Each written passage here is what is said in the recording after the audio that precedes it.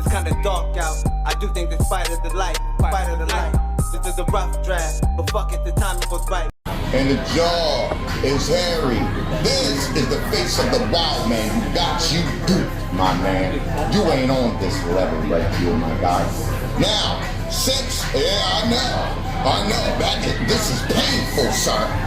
This is another document since you brought up my ancient ancestors, the Atlanteans, and I am a divine Atlantean speech, as I just showed you. Now you see right. Hey, if you an American citizen, you need to hear this. And if you don't believe me, you don't fucking have to, because I don't need you to. But I also don't need you to tell me I'm lying. What I do need you to do is, if the shit piques any part of you, go do your own research on it, please. And I can't stress that part enough. Research. BlackRock, the biggest hedge fund in this bitch, that owns damn near every company for every fucking poisonous food and item and chemical and brand that's on the store shelf and any that own this whole bitch. They pretty much own the whole goddamn country because they manage the money of the motherfuckers that run this bitch. BlackRock just created a protocol on the Ethereum network, and this protocol is an RWA protocol. This protocol, RWA, is called Real World Assets.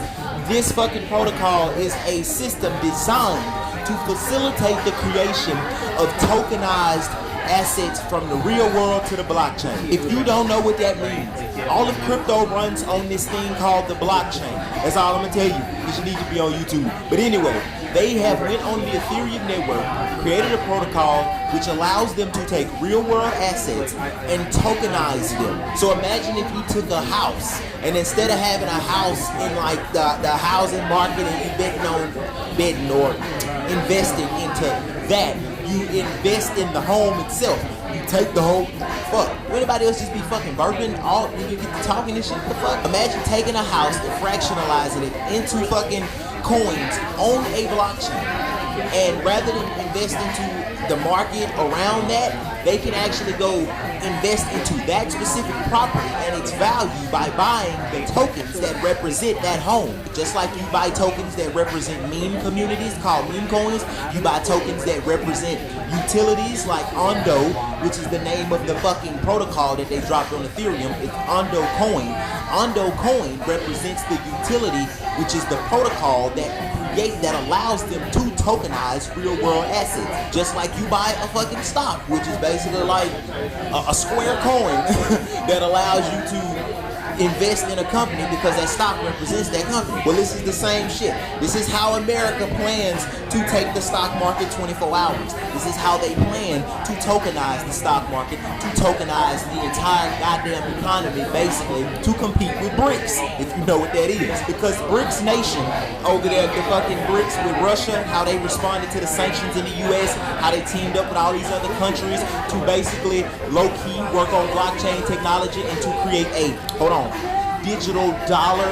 Don't let that confuse you. I ain't saying whatever triggered you off that shit, but basically to create something digitally dollar related to compete with the US dollar. Well, this is how America plans to combat that shit, because this is like the space race again. The first motherfucker to integrate blockchain technology into their society is the motherfucker that's gonna run the next 80, 100 fucking years. So America knows that if they lose the race to blockchain technology, then they lose the dominance, because that is where the fucking world is. It's like if you lost the race to the internet, you pretty much, your country been fucked up this whole time since the internet went big.